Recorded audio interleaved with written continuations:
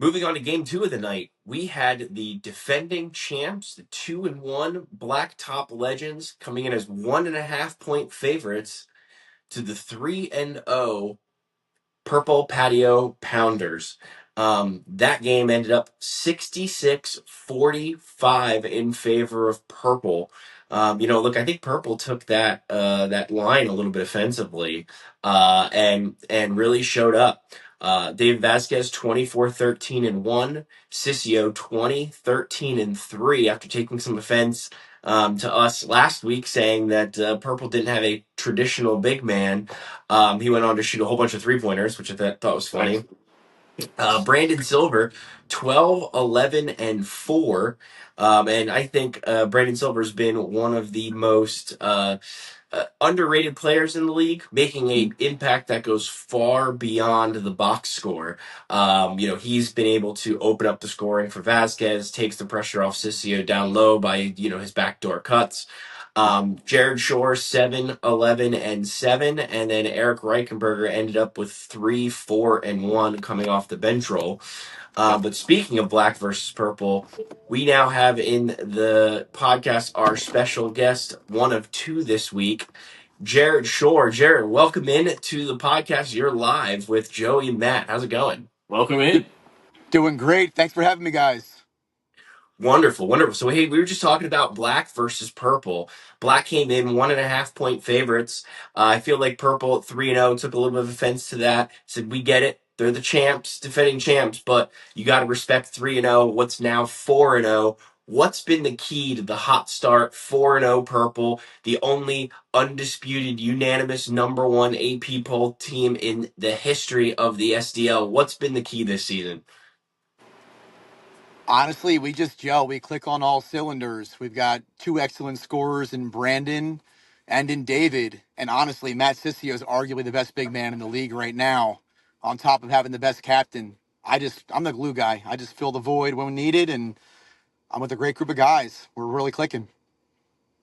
That's a very PC answer. I wasn't expecting that. I wanted more. I wanted more anger. But the other thing I got to ask you is, look, you've known Jose for a while. You came into this game as underdogs, despite being undefeated. Jose has not lost this season. Again, Black was 2-1. They lost when he didn't show up. What's it like to beat the champs and not just beat them by 21 points? With all due respect, I'm 2-1 versus Jose in the SDL. I beat him with the green team. Then I got traded. I lost to him with the purple team, and then I just beat him again. So I currently have a winning record versus the great Jose. Wow. Keeping tabs. Yeah. How about it? So, I some are love it. saying we're keeping track of the tail of the tape here. And I also believe that it's somebody's birthday that's with you. This is our second special guest, Eagles fan. Although I'm not sure after this week he's going to be thrilled about that. Uh, there he is, Jackson. How's it going, my man? Your Eagles are on a Yes, 2-game sir. slide versus the Bears and versus the Cowboys. What is going on with the Eagles? They suck right now. The only player that's stepping up for us is AJ Brown. We need to pick it up. Jalen Hurts sucks, and we need to trade him. What is he doing right here? He's not throwing the ball even good. He should be benched. I think Tanner McKee should start over him because he's doing a lot better. Does Tanner McKee fumble that ball when they try the tush push? Some are saying that might not be the case. No, but it's Jalen Hurts though. He's the one that's doing it. He's a big I problem. agree. I agree. And what's been with Saquon coming off a 2,000-yard all-purpose season last year? Really just a shell of his former self, both in yards and in touchdowns. And he sucks like Sean Block too. Sean Block catching stray bullets from the top rope. Well, Jackson, happy belated birthday, my man. Thank you for jumping in on the podcast. You are live with Joey and Matt. Thank you, my man. Thank you for Appreciate it. having Happy me. birthday, kid. Thank you. Appreciate it, fellas. Hey, thanks Thanks a for lot, jumping on, Jared. man. We'll catch you this week. Appreciate Catch it. you Tuesday night. Good luck this week. Thanks, guys. Have a great day. Appreciate Thanks, it. you too. Bye-bye. Rolling back in here, game two for the Blacktop Legends. It wasn't all bad news. Jose had his 13-6-6. Lon Don with a strong 12-6-1 showing. Goodman, who hit their first three-pointer of the game for the black team in the third quarter this week. It was a very bad Crazy shooting game. stuff. Goodman had 10-10. Bregman Bubbles had a slower game, 4-11, and Sasson had 6-3. If you're looking at the team stats, there was only 8 assists for the black team this week. They were beat. Purple had 16 as a team. Black only had 8. That's a low number for the SDL. Usually you see the ball cooking around for the black team. It has a part to do with some misses, but they were missing some good looks this week, and then they were out rebounded by Purple as well, 53-46. Now, for my eye test, it was a strange feeling to see black flustered the way they were this week. Purple really took it to them from start to finish. You could see the seams start to pop off of the Legends a little bit there because they are used to winning. They win a lot and they win handily usually, but to see Purple come in there and beat them down a little bit was eye opening. And we said it from the jump last week. I believe we said Purple should have been favored in this game, and they proved true in that statement 100%. So in my opinion, once again, Purple has to be the unanimous number one this week coming into week 5. And we'll see how Black rebounds coming into week 5 as well. Absolutely. Yeah, I think we said that Black plays a slow game.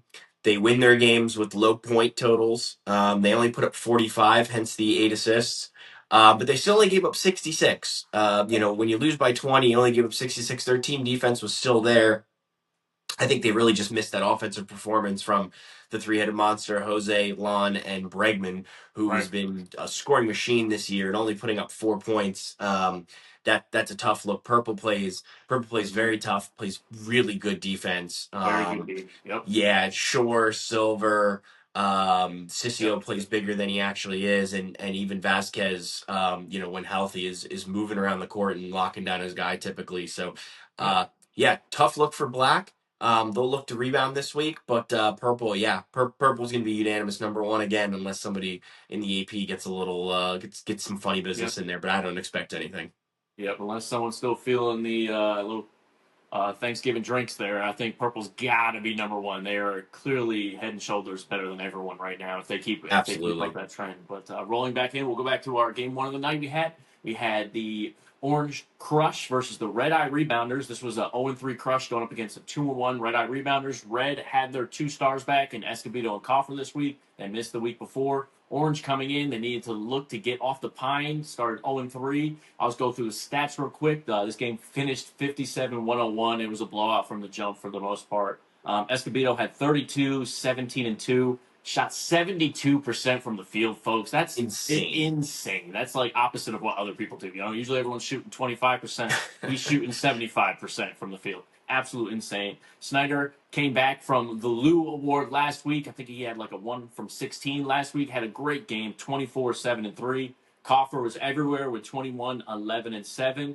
And Mikey Rosenthal had a silent triple-double game. He had 15, 12, and 14 to pace the Red Eye Rebounders. It wasn't all bad for Orange. Nehoda starting to get going here. My co-host, he had 16, 8, and 2. Diaz had his 13, 9, and 2. Vlad and Ravitz both put up 10 points apiece. Vlad had 10, 9, and 1. Ravitz had 10, 1, and 1. But my biggest stat of the game that was like, wow, bright red lights was the assist number. It was 27-7 in favor of the Red Eye Rebounders. They were moving the ball, and they couldn't seem to miss Tuesday night. What do you think, Matt, being on the court? Yeah, Orange, our biggest problem is defense. We're everybody in the league's bounce back team. Everybody when they come into the gym playing against us, the hoop's a little bit bigger for them just because they think they're going to get open looks. We've not played great team defense. It's something we've talked about in the team chat. Something we're gonna have to expand on a little bit. We end up playing yellow this week, so it'll be an interesting matchup. I think probably the team we might match up best against in the entire league, obviously with DeMar out. No number one option or pure number one option for yellow. So team defense has been really tough. We've given up, as near as makes no difference, 100 points 3 out of 4 games. But again, if Escobedo's shooting 72%, it doesn't really matter. And then, yeah, everyone loves a good comeback story. Scotty Snyder, Yep. just going from the Lou to maybe even player of the week. It's gonna be tough to match or beat his own team, but beat his own Yep. teammate in Escobedo's game. But yeah, really incredible stuff from Scott Snyder. Had to wear the Lou for some of his pregame shots, some of his pregame warmups was a little tough. To be able to overcome that and shoot like he did, doesn't matter who you're playing. That was good. Bit of a hat tip there to Scotty Snyder for that one. Yeah, it's always good to bounce back like that. Orange, you guys seem to be pulling along here. I noticed you guys. I'm just looking at the overall team stats. 40 to 26 in field goal attempts. It's always hard to keep up in a half court game like that when they're almost getting twice as many shots as another team. That's a massive stat there. But realistically, I think it's a huge bounce back week for you guys. You really, it's a must win for you guys, obviously versus Yellow. Yep. Like you said, Yellow missing the number one guy here. You guys match up really well there, and I think that's going to be a good game. We'll get more into that in the preview, but we'll look forward to that coming up. What do you think about the third game of last week? So the third game last week was you wouldn't tell by the score, but was I think coming into besides purple and black, the next game that most of us were looking forward to. That was gray versus white. Both teams coming in 2-1. Everybody kind of expecting Gray, one of the highest scoring teams in the league, two of the best scorers in the league in Edie and Dennis, who I refuse to call Splash Brothers. Right. You had White with Big J, again, one of the best bigs in the league. Alex, who is the most hit or miss. The guy could win the Lou or the POTG every single week, depending on what his shooting percentage is, but he's Yep. going to put up 20 something shots. Uh, Gray ends up winning that. They were 5.5 point favorites. They did not cover the spread. We both predicted they would cover the spread. They did not. They came in 5.5 point favorites, and they won 41-37. I think this is the first time that the orange teams outscored three other teams during the week. It Right. doesn't matter when you give up 100, but 41-37. It was is ugly the word, Joey? It was rough. It was a tough watch. It It was a was tough watch. Those definitely. the first 2.5 quarters, a bit of a snooze fest. A lot of Yep. shots went up. Overall, basically rebounding was even 40-34 in favor of the goats, 14-13 assists in favor of white. Basically the same. Some of the individuals, Dennis is normal 24-10. Edie down relative to where he's been this season, 11-6. Mm. The Wall, BK, 6-9. Dave coming up with the big 0-6-3. And Vic 0-4-1. Have we ever had an SDL game where only three guys on a team score? I mean, I guess we're only scoring 41 and Right. Dennis scores 20 something a game. It kind of makes sense. On the other side, we had White. Jay had 14, 15-3. Burn in his return was 10-5. Javon 6-4-1, which is a little different than what he's been. Javon's been a pretty high volume scorer this season coming off the bench. Yep. Alex 5-2-4. Again, not his normal. I should say his normal. His normal low, not his normal high. Right. And then Berg 2-3.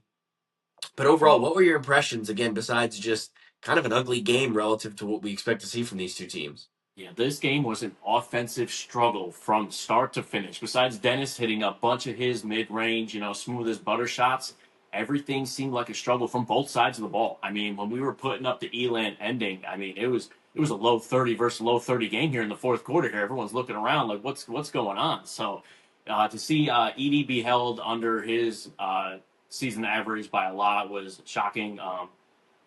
It was just both teams could not nothing came easy. Every bucket seemed like it was a struggle. They had to ink it out. They had to pull it out of the mud for that one, and it was just struggling, defensive minded. Reminded me of the early '90s basketball. There, a few hard Yes. fouls, shots weren't falling. Three. Yeah. Usually nowadays the SDL looks like 2025 NBA threes are raining. This game reminded me of mid '90s Jordan versus the Utah Jazz out there, just fighting for each point on the board. Even in the Elam ending, it took a while there, but White's biggest struggle is scoring. Obviously, they have good defenders up and down the board. They For don't sure. really have. I mean, Jay is their main cog, but they don't have a perimeter here. Here's the ball. Go get us a bucket. We need a bucket right now. Type of guy. They've had more opportunistic guys, meaning like if they catch an open pass or a hockey assist, that's how they work, or backdoor cuts or something like that. So they got to figure out how to, when the ball's not going in the hoop, how to manufacture an easy bucket or two, because they're not like Gray flip a switch at any time and maybe 15 to 30 threes fall literally for your team. So they got to figure that out. And Gray, it's just a bad shooting week for most of the team. You had two players with zero who are more of defensive stalwarts, but they still usually score. Edie having well under his average. Even the Wall having well under his average in scoring, but still being able to pull out the win shows a lot about their toughness, their tenacity. They're willing to get down and dirty and win either scoring you and blowing you out or in a defensive battle. So it really showed us a lot about both teams. But now we get to see moving forward, can they both get their offenses back on track moving into after the break here? Yeah, we said it. I think it was last week's preview pod. We said it. If you're big as your primary scorer, because we shoot so many threes in this league, that team is going to struggle offensively. Yep. So it's very prevalent in white. It's very prevalent in orange. If the big, threes were worth more than two last time I checked, that makes it a little tough for that team. They have to be sound defensively to be able to make up for it when they're not. Again, back to orange, when they're not, you get exposed and the other team can run up some points on you because getting their threes are worth more than their two. Yep. Jumping over. Oh, go ahead, please. Last point. If I'm not mistaken, I haven't checked the stats, but I'm pretty sure 41 is the lowest total ever in SDL history. In a win. In a win, correct. Yes, yeah, I believe so. I think that would be the case. Yeah. The winning score, I think that's got to be, if not, it's number two, but that's definitely right there for the lowest winning score in SDL history by far. Yeah, and that would make, I believe, the 37 probably the lowest total score. Obviously would be a loss, Overall, but the right. lowest total score. We'll fact check that and get back to you for sure. But that's a really good point. Game 4, I'll do this one again because this is your game, Joey. Honestly, the most fun game of the night to watch. I watched this that night. Had a great time watching it. Ended up watching it again as part of the prep just for fun. I mean, it was a blast game to watch. Yep. 1-2 Maroon came in as 6.5-point underdogs versus the 1-2 your green team, and the game ended up being 77-75 green. Let's watch that final shot right now. Green needs a 3. 4-point run! Oh my God! Oh my God! Oh my God!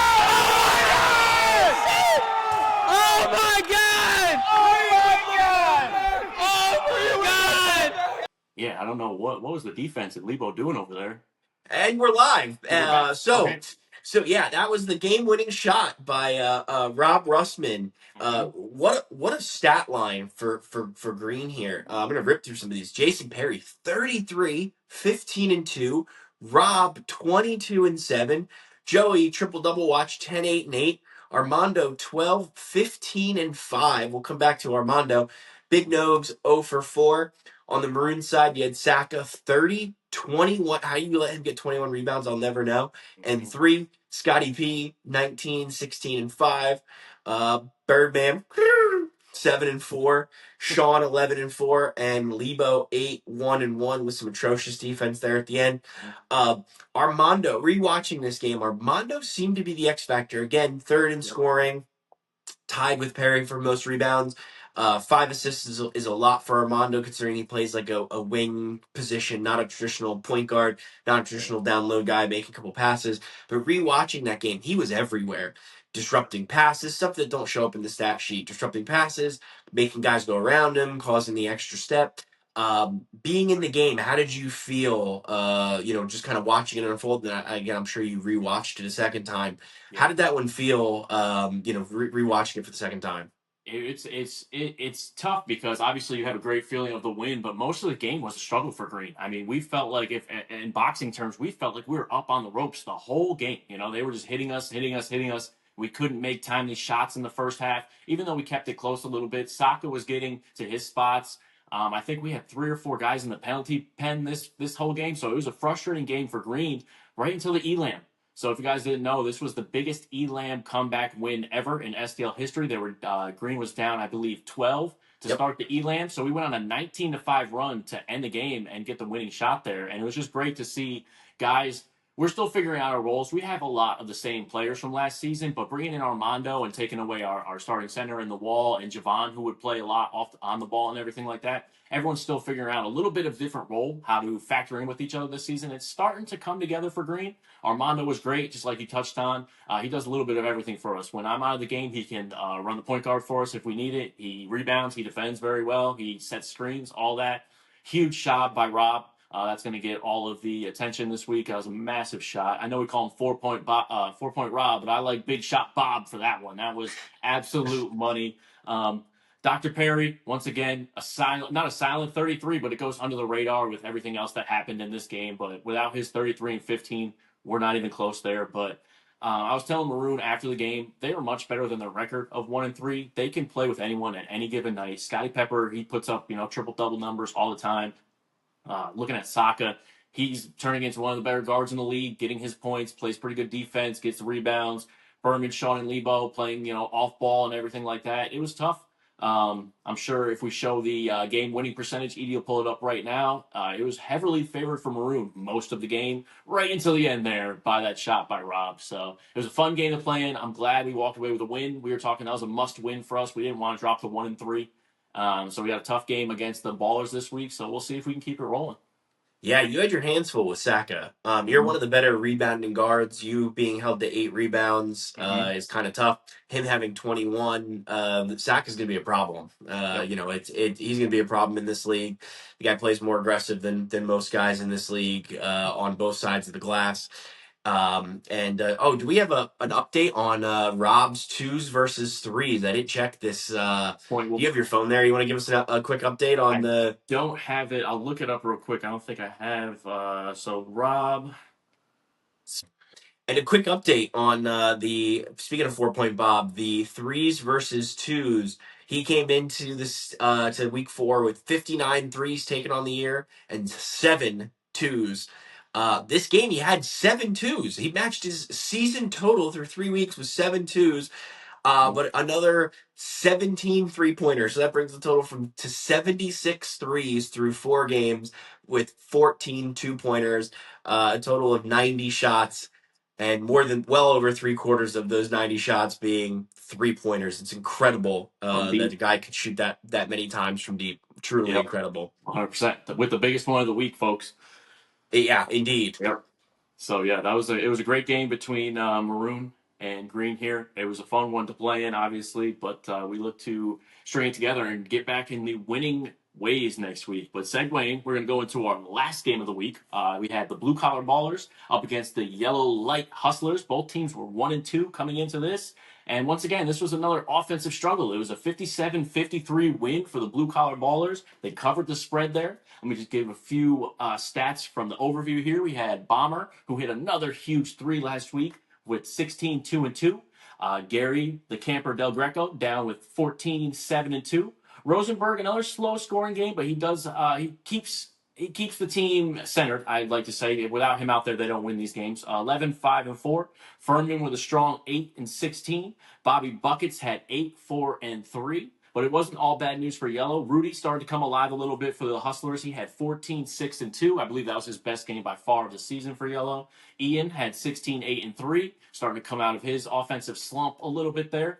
Grave had another strong 12, 5-1. Arif had 8-2, and a low-scoring game for Lewis this week, 3-1-1. Very, very low scoring for Lewis out there. You usually see him getting buckets, but the overall narrative of this game, once again, for me, was the assist number. It was only an 11-7 assist battle won by Blue this week, so that means there was only 18 total assists for both teams combined. I mean, for all these other games, you see that out of one team weekly all the time. So the ball was either not going down or guys were not passing the rock this week. And then Blue also won the rebounding battle, 34-22. And they seemed to be in control most of the game. It was back and forth. Yellow had their chances there, but once again, Blue, with their team chemistry, starting to come together, starting to gel a little bit now. They are now 2-2 on the season. They're looking to keep that going. Yellow, obviously going in the wrong direction. You face a struggling Yellow next week. Hopefully you guys can get off the pine there, or Yellow can fight back to get back in their winning ways. But what'd you think about this game with two pretty decent teams not wanting to lose? Yeah, it felt farther than a 4-point game, to be honest. But hard Reich bet, never missing a beat there. Had it labeled at 2.5. Knew that this was going to be a close game, but again, it felt a little farther. Really, Blue is living and dying with not so Jewish Jordan, Jason Rosenberg. 11-point game. They squeaked one out without him having one of his games, but like you said, he makes an impact.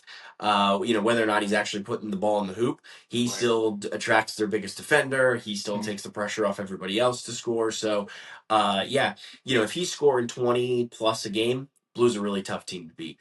But one quick shout at the fact that we have all these stats to review and recap every single week. Shout out Sports Visio. This is a game changer for our league. It makes our league completely different.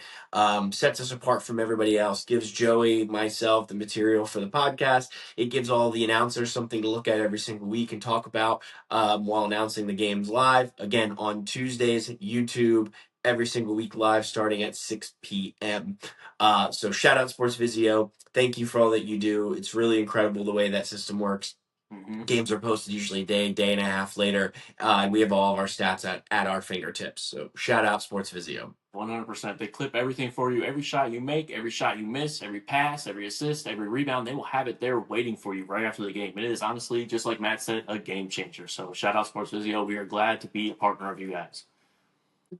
Now on to everyone's favorite part of the podcast segment, and that would be the player of the game. Now, Joey, I have two nominees for you that, frankly, I can't decide between. The first one, it's a bit of an asterisk because it's a blowout, but you can't deny the numbers. That's Anthony Escobedo, 32, 17, and 2. More importantly, 72% from the field. I believe he was 80% from deep. Right. And then the other one I can't decide between is Dr. J, Jason Perry, 33, 15, and 2 in what was the hottest contested game of the night.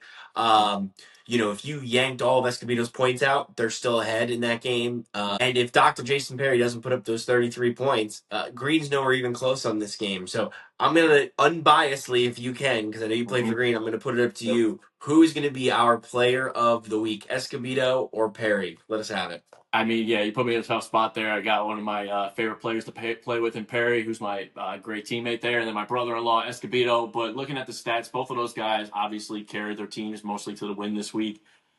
I got to go with Escobedo only because he shooting 75% from the field, even at his height and his skill, is insane. He also had a few more ticks on the pie. I believe he had around 25 pie versus Perry's 20, unfortunately. Yep. So I got to give it to him this week. It was a blowout win, and everyone in red looked like all-stars this week, but a monster stat line. And the shooting percentage does it for me. I mean, just almost 75. That means you make 3 out of every 4 shots you take. That's incredible in this league. So shout out to both players this week, Perry and Escobedo. But Escobedo, you're getting the tip of the cap this week. Great week, brother. And then segueing right into that, we're going to go with the opposite end of the spectrum, folks. I got a few players here nominated for the Lou this week. No one wants the Lou, and if you don't know what that is the worst shooting performance of the week. And I'm going to give Matt 4 nominees here. He's going to pick who he thinks deserves the Lou this week. So starting out, 4 players nominated for the Lou this week. We got Mr. Berman from Maroon. He shot a 3 for 14, which is 21%. Going down the line here, we're going to go to Reich on the Purple Patio Pounders, shooting 1 for 10, 10% from the field. Jumping back to the creator and the founder of the Lou, Luis Garcia, shot 1 for 7. That's around 14%. And our last nominee is the Warden, Dave, going 0 for 8 from the field this week with a 0%. So, Matt, unbiased, who do you think this week is our Lou recipient? Oh man. So Berman being in the 20%, kind of catching a stray bullet there. I think you got to be below 20 to get into the Lou award.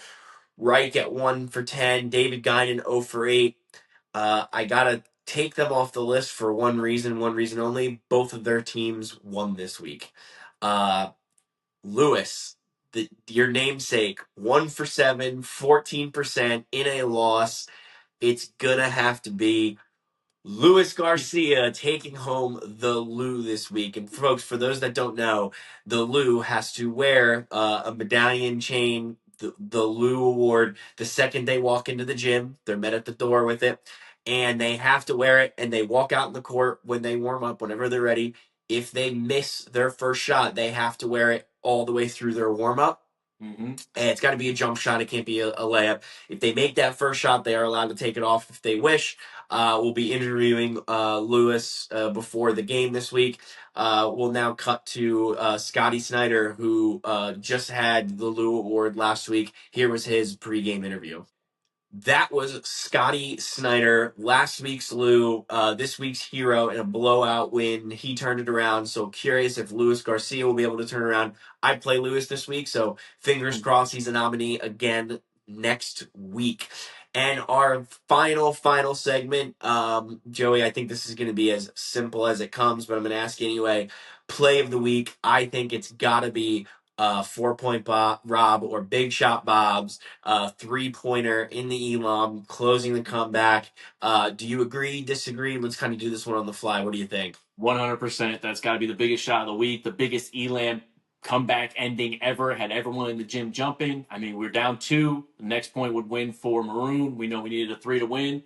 I set a down screen for Rob, and he made the music happen, baby. So that was for my. Let's watch that one more time before we go. Folks. Green needs a 3. 4-point Rob! Oh my God! Oh my God! Oh my God! Oh my God! Oh my God! Oh my God! And that was one of the biggest shots right there in SDL history. But once again, folks, I want to wish everyone happy holidays. Thank you again to all our sponsors, Stellar Smiles, Sports Visio, Geico, everyone like that. Hope everyone's having a safe and wonderful holidays. Make sure to tune in this week, Tuesday, 6 p.m. live on YouTube, TikTok, Instagram, all that. We are out there. But for my co-host, Matt, for Edie Behind the Scenes, this has been another episode of the SDL podcast. See you guys next time.